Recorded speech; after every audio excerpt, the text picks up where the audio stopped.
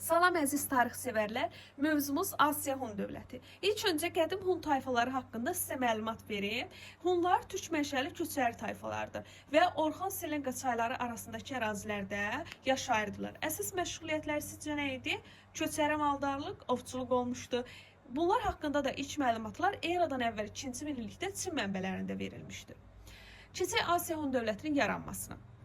Eradan əvvəl 3-cü əsrin ikinci yarısında Teoman Tahu Hun tayfalarını vahid dövlət halında birləşdirir və Hun dövləti yaradır. Asiya Hun dövləti. Paytaxtı Ötükən şəhəri olur. Teoman Tahun dövründə ümumiyyətcə Hunlar Çinlilərlə, Çinlilər də Hunlarla müharibə aparır. Teoman Tahun dövründə Çində Sin sülaləsi idi və Çin İmparatoru Sin Şuxandi də döyüşkən Hunların hücumlarının qarşısını ala bilmirdi. Və çıxış yolu kimi neynədi? Çin səddinin tikilməsinə göstəriş vermişdi. Eradan əvvəl 214-cü ildə. Hunların qarşısını ala bilmədi. Çevriliş nəticəsində hakimiyyətə Metetanhu gəlir eradan əvvəl 209-cu ildə. Asiya Hun dövlətinin ən qüdrətli hökmdarı kimdir soruşulsa Metetanhu olub. Mərkəzi hakimiyyəti möhkəmləndirmək üçün ordu islahatı keçirdi. 10'luk, 100'lük, minlik, 10 minlik dəstələrə böldü. Fit çalan oxların düzəldilməsi Mete'nin ordusundadır. Mərkəzi Asiyada bütün 26 tayfanı tabi elədi. Monqol, Tibet tayfalarına tabi etdi. Daha sonra Hunlar Çinə yürüşlərini uğurla davam etdirdilər və bu Hunlarla Çinlilər arasında eradan əvvəl 200-cü ildə Pinçin şəhəri yaxınlığında döyüş oldu və burada demək Metetanhu Turan taktikasına istifadə edərək Xan sülaləsinə qalib gəldi və Metetanhu ilə Xan sülaləsi sülh bağlamağa məcbur olmuşdu. Eradan əvvəl 200-cü ildə bu sülhün adı da Pinçin sülhüdür və sülhün şərtlərinə görə hər il Xan sülaləsi xərac ödəməli idi Hunlara və Çini asılı vəziyyətə salmışdı. Çinin hansı hissəsi? Şimali Çini. Daha sonra Çində ticarət yolları da Hunların nəzarətinə keçmişdi. Beləliklə də sizcə bu işğallar nəticəsində dövlət nəyə çevriləcək? İmperiya və Böyük İpək yolunun nəzarəti Hunlara keçmişdi. Böyük İpək yolu eradan əvvəl 2-ci əsrdə salınmışdı. Eradan əvvəl 1-ci əsrin əvvəllərində də Asiya Hun dövləti zəifləməyə başlamışdı. Buna Çinin təsiri olmuşdu deyə. Eradan əvvəl 58-ci ildə anası Çinli olan və anası Türk olan qardaşlar arasında qırğın gedirdi. Eradan əvvəl 58-ci ildə də Asiya Hun dövləti iki hissəyə parçalandı. Qərbi Hun dövləti, Şərqi Hun dövləti. Qərbi Hun dövlətinə Çiçi Tanhu başçılıq etdi. Çiçi Tanhu dövründə də, hakimiyyət dövründə də Tanrı dağları şimalıdır, Issıq gölü ətrafı ərazilər ölkənin sərhədlərinə daxil edilmişdir. Və eradan əvvəl 36-cı ildə Xan sülaləsi Hun dövləti üzərinə yürüş eləyir. Hücum nəticəsində də Ötükən şəhəri tutulur. Lakin Hunlar nə qədər mübarizə göstərsələr də, vuruşsalar da, Hunlar qəhrəmanlıqla döyüşsələr də məğlub olurlar və Qərbi Hun dövləti də süquta uğrayır. Hunların idarəetmə sistemində də qədim türklərdə yaşayış evi yurd adlanır, dövlət, el adlanırdı. Daha sonra göy tanrıya sitayiş edirdilər, günəş, ay tanrıları da Hunların inancında xüsusi yer tutmuşdu. Hun inancında şamançılıq da var idi. Şamançılıq da göy tanrı ilə insanlar arasında vasitəçi olduğuna inanırdılar. Növbəti mövzumuz Qədim Çin. Qədim Çin Asiya qitəsinin şərqində yerləşir və ərazisinə Xuanxe və Yansız çayları axır. Ən dəcəl çay, yəni tez-tez daşan çay Xuanxe çayı olmuşdu və Xuanxe vadisində erkən sivilizasiya eradan əvvəl 3-2-ci minliklərdə meydana gəldi uşaqlar. Və yadınıza saxlayın ki, burada insanlar əkinçilik, maldarlıq, sənətkarlıqla məşğul olurdular. Daha sonra Çində ilk quldar dövlətlərin meydana gəlməsi Şan qəbilələri yaratmışdılar. Eradan əvvəl 2-ci minillikdə. Daha sonra eradan əvvəl 2-ci minillikdə Çində ictimai bərabərsizliyi, təbəqələşmənin yarandığını göstərirdi qəbirlərdən tapılan müxtəlif əşyalar. Və eradan əvvəl 6-cı əsrdə də Çində dəmir emalına başlandı. İndi məni diqqətlə dinləyirsiniz. Baxın, dəmir emalına hansı dövlətlərdə olub sizə deyəcəm. İlk öncə eradan əvvəl 11-ci əsrdə Hindistanda olmuşdu. Eradan əvvəl 7-ci əsrdə Azərbaycanda olmuşdu. Eradan əvvəl 6-cı əsrdə dəmir emalı Çində olmuşdu. Keçək sülalələrə. Çində iki sülalə var. Sin sülaləsi, Xan sülaləsi. Sin sülaləsi eradan əvvəl 221-ci ildə yaranmışdır. İlk öncə qeyd edim ki, eradan əvvəl 4-3-cü əsrlərdə Çində bir neçə quldar dövlətlər var idi ki, onlar arasında müharibə gedirdi və bu da Çində vuruşan padşahlıqlar dövrü adlanır. Və bu müharibələrdə də Sin sülaləsinin qələbəsi ilə başa çatdı və eradan əvvəl 221-ci ildə Sin padşahı bütün ölkəni vahid dövlətdə birləşdirib özünü də Sinşuxan da adlandırırlar. Və Sinşuxanın hakimiyyət dövründə də Çin ilk dəfə vahid dövlət halında birləşdirir, mərkəzləşmiş dövlət idarə etmə sistemi yaranır. Çinin ərazisini 36 vilayətə bölür, vahid ölçü çəki pul sistemi tətbiq edir və eradan əvvəl də 214-cü ildə Böyük Çin səddinin inşasına göstəriş vermişdir. Xan sülaləsi eradan əvvəl 206-cı ildə yaranmışdır və Hunlarla mübarizəni davam etdirmişdilər. Çinlilər Hunların döyüş taktikasını öyrənmişdilər və Asiya Hun dövlətinin şərq hissəsi də Çin əsarəti altına düşmüşdü. Xan sülaləsi dövründə Vyetnamın bəzi vilayətləri, Koreyadı işğal olunmuşdu. Çinin dünya ticarət yollarına çıxışı təmin edilmişdi və kənd təsərrüfatı da canlanmağa başlaması üçün tədbirlər həyata keçirilirdi. Qeyd edim ki, Xan sülaləsi dövründə xan adlandırıldılar əhali və hal-hazırda da bu gündə də özlərini xan adlandırırlar. Bayaq da qeyd etdiyim kimi eradan əvvəl 2-ci əsrdə Böyük İpək yolu salındı. Daha sonra Böyük İpək yolu da ticarət yoludur. Orada ticarətlə məşğul olurdular. Xan sülaləsi dövründə iki üsyan baş verir. Qırmızıqaşlılar üsyanı, Sarısarıqlar üsyanı. Qırmızıqaşlılar 18-ci il eramızın 1-ci əsrin əvvəllərində bu üsyanda qaşlarına qırmızı çəkdikləri üçün qırmızıqaşlılar adlandırıldılar, lakin sonda amansızca yatırılmışdı. Sarısarıqlar üsyanda 184-cü il 2-ci əsrdə Turan qardaşlar başçılıq edirdi və 20 ildən artıq davam etmişdi. Sarısarıqlar üsyanın nəticəsində Xan sülaləsi zəifləyir və 3-cü əsrin əvvəllərində də süqut edir. Bunda Çin xırda dövlətlərə parçalanır. Daha sonra qədim Çin mədəniyyətinə keçək. İlk öncə yazı haqqında sizə məlumat verir. Eradan əvvəl 2-ci minillikdə Çinlilərin hieroqlif yazısı meydana gəlir və bambuk lövhələr üzərində yazırdılar. İmperatorun fərmanları da ipə parça üzərində yazılır. Qeyd edim ki, hieroqlif yazıdan Manna, Misirdə istifadə edib. Kağız ixtira etmişdilər Xan sülaləsi dövründə, dəqiq təqvim yaratmışdılar, kompas ixtira etmişdilər, dağlar və dənizlər haqqında kitab yazılmışdır. Daha sonra qeyd edim ki, Smatisiyan tarixi qeydlər kitabı var. Eradan əvvəl 2-1-ci əsrlərdə yaşamış Smatisiyan yazmışdı. Çin tarixinin Herodotu adlandırılırdı. Daha sonra təbabət inkişaf etmişdi. Dərman vasitələri kimi çay bitkilərindən də müalicədə istifadə olunurdu. Keçək Konfutsi təliminə. Konfutsi təlimi eradan əvvəl 6-5-ci əsrlərdə yayılmağa başlanmışdı və burada bilici adını qazanmaq üçün də alimlər bu təlimdə imtahan verirdilər. Qeyd edim ki, Çin sülaləsi dövründə rədd edilmiş, Xan sülaləsi dövründə qəbul edilmişdi. Növbəti mövzumuz qədim Hindistan. Hindistan Asiya qitəsinin cənubunda yerləşir. Ərazisindən Hind və Qanq çayları axır. Hindistanda ən qədim şəhərlər eradan əvvəl 3-cü minillikdə salınmışdır və burada şəhər xarabalıqlarının içərisində Harappa və Mohenjo-daro şəhərləri aşkarlanmışdır. Qeyd edim ki, eradan əvvəl 2-ci minillikdə hər iki şəhər də əhalisi bilinməyən səbəbdən bu şəhəri tərk etmişdir. Keçək Arya tayfalarının gəlişinə.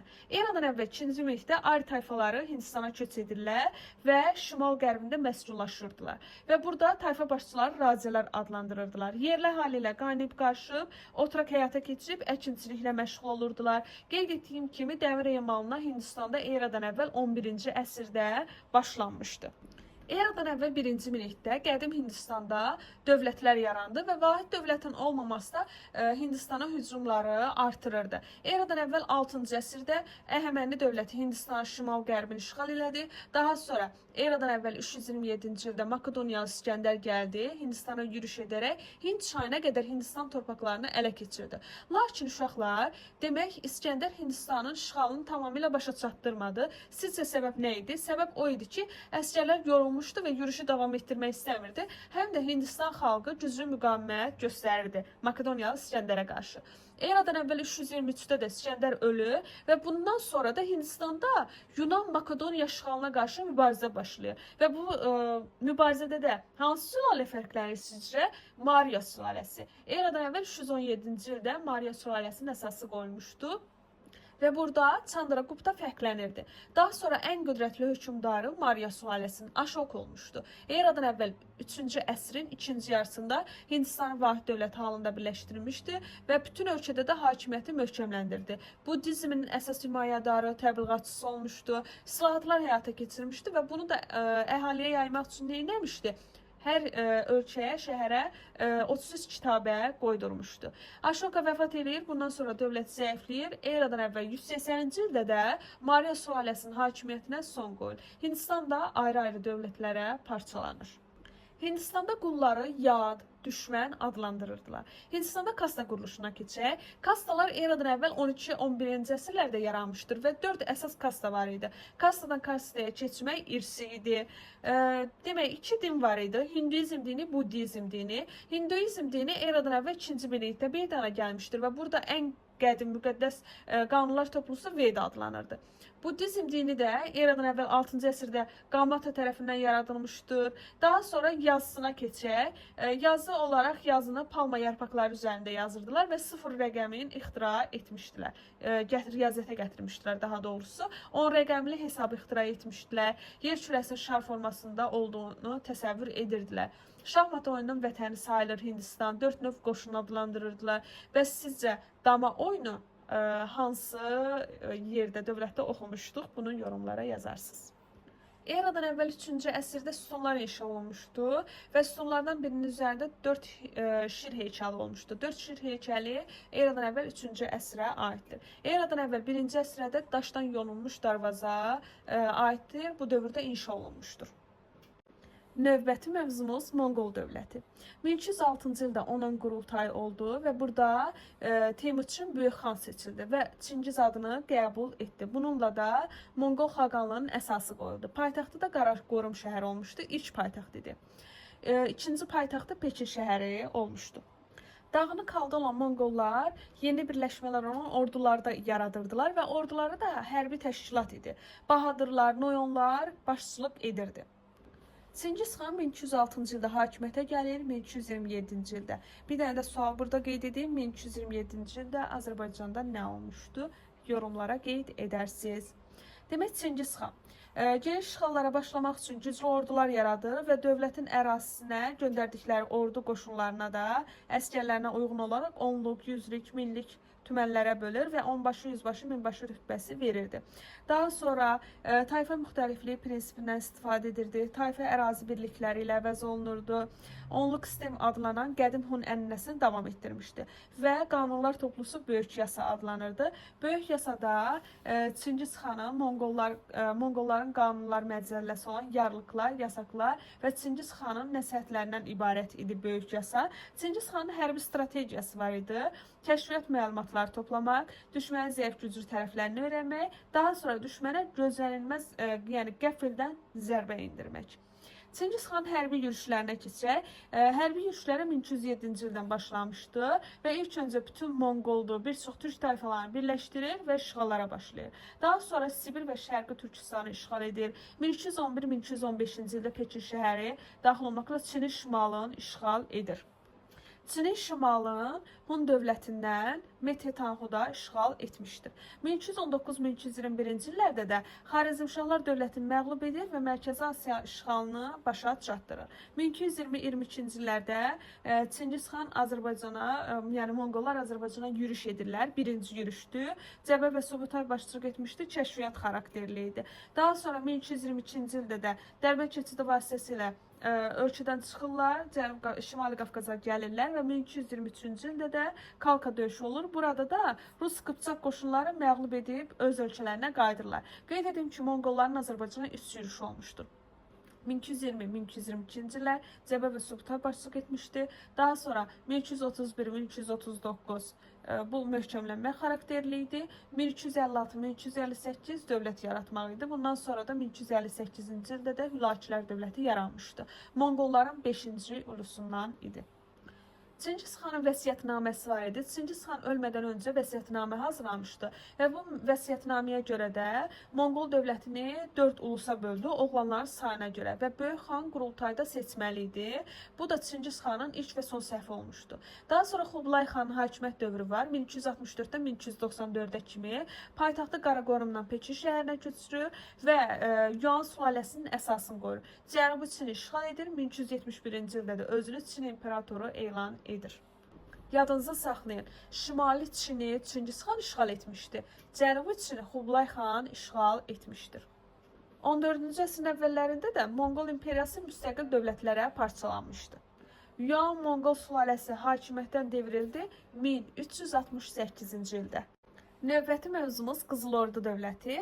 1235-ci ildə Qaraqorun qurultayı olur və burada Monqol dövlətindən qərbdə yerləşən ərazilərə yürüş etmək qərarı alınmışdı. Bu yürüşə də Çingiz xanın nəvəsi olan Cucun oğlu Batxan təyin edilmişdi. Batxan qərbə yürüş edən zaman Monqollar ilk öncə Volqa Bulqarlarını, daha sonra Rus knyazlıqlarını tabe etdi. 1240-cı ildə Kiyevi tutub Polşaya yönəldi və Polşaya daxil oldu. 1241-ci ildə də döyüşlər baş verdi. Bu zamanda Polşa, Alman, Macar qoşunlarını məğlub edib Macaristana və Çexiyaya daxil oldu. Batxanın qərb yürüşlərinin nəticəsində də 1243-cü ildə Qızıl Ordu dövləti yarandı. Dövlətin ilk paytaxtı Saraybat şəhəri olmuşdu. Daha sonra da Saraybərkə şəhəri idi. Demək, Qızıl Ordu dövləti Rus knyazlıqlarına asılı vəziyyətə düşmüşdü. İlk vaxtlar Qızıl Ordu dövləti Böyük Monqol İmperatorluğundan asılı idi, lakin 13-cü əsrin sonlarında tam müstəqil oldu. Özbək xan hakimiyyəti dövründə də Özbək xan dövrü necə yadımızda qalır? İslam dini rəsmi dövlət dini elan etməsi ilə və burada Qızıl Orduda türkləşmə prosesi başa çatmışdı. 1359-cu ildə də Qızıl Orduda Cuci nəslindən olan xanların hakimiyyəti başa çatır və sərkərdə Mamay xanın Rus knyazlıqları ilə mübarizəsi var. 1380-ci ildə Kulkova döyüşü olur və bu zamanda Rus knyazlıqları Mamay xanın qoşunlarını ağır məğlubiyyətə uğradı. Döyüşdən sonra da Mamay xan öləndən sonra Ruslar da Qızıl Ordu dövlətindən vasal asıllığından çıxır. Demək, Mamay xan dövründə Ruslar vasal asıllığından çıxır. Sonraki dövrlərə fikir verək. Toxtamış xan gəlir, 1382-ci ildə Moskvanı tutub yandırır və Rus knyazlıqlarını yenidən Toxtamış xan asılı vəziyyətə salır və Qızıl Ordu dövlətinə tabe edir. Toxtamış xan hakimiyyətə Əmir Teymur gətirmişdi. Lakin sonralar Toxtamış xan Teymura qarşı yəni yürüşlər, müharibələr təşkil etmişdi. 1385-ci ildə də Toxtamış xan Azərbaycana yürüşlər təşkil etmişdi. 1395-ci ildə də Terek çay sahilində döyüş baş vermişdi və bu zamanda Əmir Teymur Toxtamış xanı məğlub etmişdi. Bu zamanda Teymurilər dövlətinə Qızıl Ordunun şərq vilayətləri tərkibinə daxil edilmişdi. Bundan sonra Qızıl Ordu dövləti zəifləməyə başlayır və parçalanır. 15-ci əsrdə də ara müharibələrinin nəticəsində daha da zəifləyir. Əhməd xan hakimiyyəti dövründə də 1465-ci ildə Qızıl Ordu dövlətinin qüdrətini bərpa etməyə çalışır Əhməd xan. 1480-ci ildə də Moskva knyazlığından yürüş edir. Bu zaman iki məqsədi var idi. Qızıl Ordu dövlətinin qüdrətini bərpa etmək, daha sonra Rus knyazlıqlarını da asılı vəziyyətə salmaq istəyirdi. Elə 1480-ci ildə Uqra çay sahilində Əhməd xanla Rus knyazlıqlarının birləşmiş qoşunları qarşılaşır, lakin onlar yəni döyüş olmur aralarında. Uqra görüşü kimi tarixə düşmüşdü. Moskva knyazlığının Qızıl Ordudan vasal asıllığına bir dəfəlik son qoyulmuşdu. Bu Uqra görüşü nəticəsində. Qeyd edim ki, 15-ci əsrdə Qızıl Ordu parçalanması nəticəsində yaranan türk dövlətləri var. Həştərxan xanlığı, Krım xanlığı, Qazan xanlığı, Noqay ordusu idi. 15-ci əsrin əvvəllərində, yəni 1502-ci ildə Qızıl Ordu dövləti süqut edir. Qızıl Ordu idarə etmə sistemində Tarxan, Böyük xan, Ali Məclis, Baskaq iştirak edirdi. Ali Məclis, ali məşvərətçi orqan idi xanın yanında. Baş vəzir də mülki işlərə rəhbərlik edirdi. Bəylərbəyi hərbi işlərə rəhbərlik edirdi.